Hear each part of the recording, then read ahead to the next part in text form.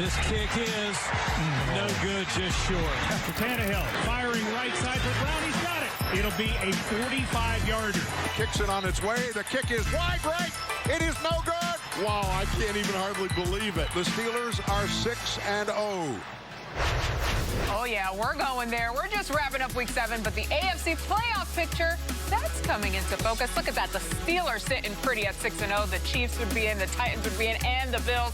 Guys, I mean, this is one of those things we'd love to do. Week 7, realistic to see this. Willie and Mooch on the big stage with me for the first time this season. First time, MJ. Thanks for the invite. Absolutely. David Carr man. will be joining us through the magic of the internet. And as we look at that AFC playoff picture, guys, let's take a look back at Sunday's game, because that Steelers-Titans game, Willie, Absolutely. I mean, what really stood out to you about the Steelers? Well, when you play against a team like the Titans, you got to understand it's going to be physical, and your defense better be ready to go in and accept the challenge. And the Pittsburgh Steelers showed that not only was they ready, but they were motivated and they were excited. So when you watch the tape and you see what the Steelers did, how they broke it down, you got to set the edge, okay? Derrick Henry is going to get the ball early and often.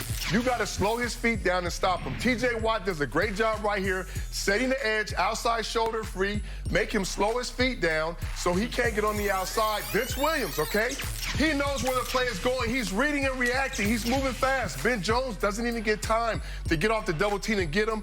Penetration in the backfield, big play. All right? Technique, control the trenches. Stephon Tuitt up front. He's going to attack with his hands. He knows where the play is going. Engage, attack, and then shed the play. You got to get penetration to slow this man down and get him to stop his feet. Get penetration, make the play, and then count him up. 6 white shirts around the football. You got to gain tackle Derrick Henry, else you have no chance. All right, so now that they can't run the ball, if they're running the ball well, what are they going to do? Play action, they're going to pass. T.J. Watt coming off the edge. Important learning lesson. Get even with the quarterback. Nothing good happens behind the quarterback. Once you get even, you know he's going to step up. Inside swim move, make a play, get the sack. Don't let him get the ball off. Last but not least, like I said, you got to be physical, Coach. They're not running from anybody. They're not getting away from the ball. Spillane understands this. He only has 9 career reps. Okay, Whoa. just 9. But guess what? He ain't afraid of nobody, not even Derrick Henry. You gotta be physical, and you gotta have that want-to. Now he did lead the game after that play, yes, he did. but he did his job. So who won that one? And he Henry did not or let him in the end zone. David Carr. I love that. My neck hurts just watching that play. I'm glad I never had to fill an A-gap from a quarterback position. But you speak of defense, and I can't help but look at what's going on in the NFC. Willie, you got a defense over in the NFC with the Tampa Bay Buccaneers who are playing lights out. And you just look at what they've done the last couple weeks. Okay, you play Aaron Rodgers and Aaron Jones. Aaron Jones, the running back, has 10 carries for 15 yards, 1.5 a carry. The next week, they play Josh Jacobs. He has 10 carries for 17 yards, 1.7 yards a carry. You're left as an offensive coordinator saying, what do you do against this team? The Packers tried to spread it out and throw it over the yard. Aaron had a terrible day. The Raiders tried to stick with the run, but it was almost just non-existent. There was nowhere to go. They're literally squeezing down from the outside.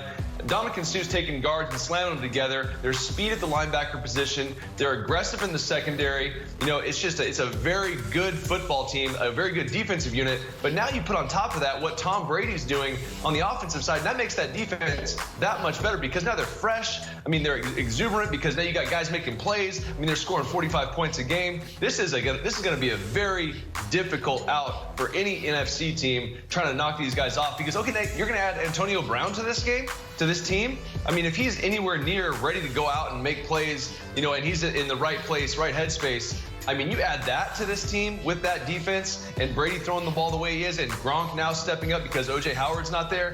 I mean, why aren't they going to be in Tampa Bay for the Super Bowl? Someone tell me why they won't be there because I haven't seen a team that can keep them away from that place. I'm not going to say that, certainly, especially not after what we saw on Sunday. But while you're talking about that division, another NFC team, Mooch, I'm going to toss this over to you because the Saints have now won 3 in a row. However, Teddy B and the Panthers, they gave a little fight.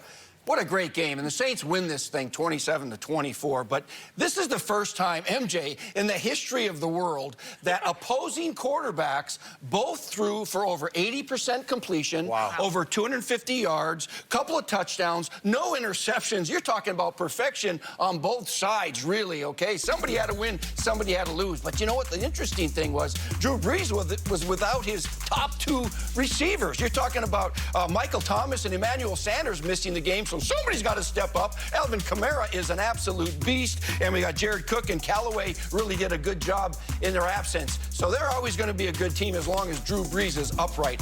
And on the other side of the field, you're talking about Teddy Bridgewater, who used to be a Saint. He was 5-0 with the Saints when Drew was hurt. And you know what? He only had 5 incomplete passes the whole darn day and playing without Christian McCaffrey. Mike Davis did a good job. Robbie Anderson did a good job. Curtis Samuel, DJ Moore. I mean, this team is really playing very well for Maverick. There he is. He's sitting with his quarterback friends, right? And you're talking about 2 really good quarterbacks, 2 really good friends, and this is going to be a great rivalry in the NFC South going forward. A lot of our, but like, how much respect did they show Teddy Bridgewater when he went back there? That was one of my favorite parts of the game. Yeah. Such a battle, exactly what we wanted to see. Mooch, Willie, and David Carr, thank you guys. And speaking of the Panthers, it's a short week for Carolina as they host Matt Ryan and the Falcons on Thursday Night Football, 8 p.m. Eastern on Fox, TNS, that's on Fox, NFL Network, and streaming on Prime Video. All right, let's head out to SoFi Stadium. Look at that. A little love. Jared Goff, Mitch Trubisky hanging out. Just hanging out a little bit before the game there. Monday night matchup, of course, and we are going to check in with our Hall of Fame QB, Kurt Warner, who's also at the game. We'll get to tonight's game in a minute, Kurt, but I have to hit you on the NFC West thriller from last night, Seahawks and Cardinals. What did you take away from that game?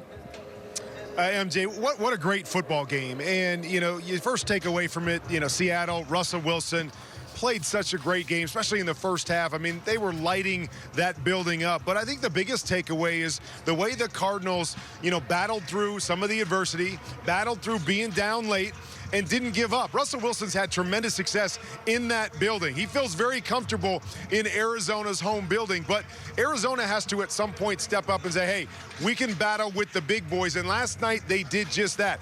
Every time it looked like the game was going to get away from them, they found a way to make a play, either offensively or defensively, to get this thing won, and we saw in overtime. It was a big interception on defense, and then the offense came back and found a way to get points on the board to win this game. So a big step-up game for the Cardinals, and you mentioned it, the NFC West is so tough this year. Every game is going to matter, but you feel like anybody can beat anybody. Well, let's talk about your NFC West hosting Rams tonight in their stadium, the Bears coming to town. What do you have your eye on for this game tonight, Kurt? Well, this game to me is about Jared Goff against the Chicago Bears defense. Jared Goff hasn't had a great deal of success against this defense. He's got 0 touchdowns, 5 interceptions over the last couple years. This defense, we know they can get after you with 4. We saw him do that to Tom Brady a couple weeks ago. But they're so aggressive on the back end. They really shrink the field because they know they're going to get pressure, so you got to get the ball out of your hands. So they shrink the field for an offense. That's going to be the key. Can they run the football? Can they get the play action? And can they get a couple big shots over the safeties when they're playing aggressive? But that, to me, is where this game is going to be won and lost. Really good offense of the Rams, very good balance against that really stingy defense of the Bears. Kurt, I could talk to you all night about this matchup, but I know you got to get to work, so we'll let you go handle your business. We'll check in with you, though, later in the week for more. Thank you, Kurt. Coming up on NFL Total Access, he started ice cold, he finished on fire.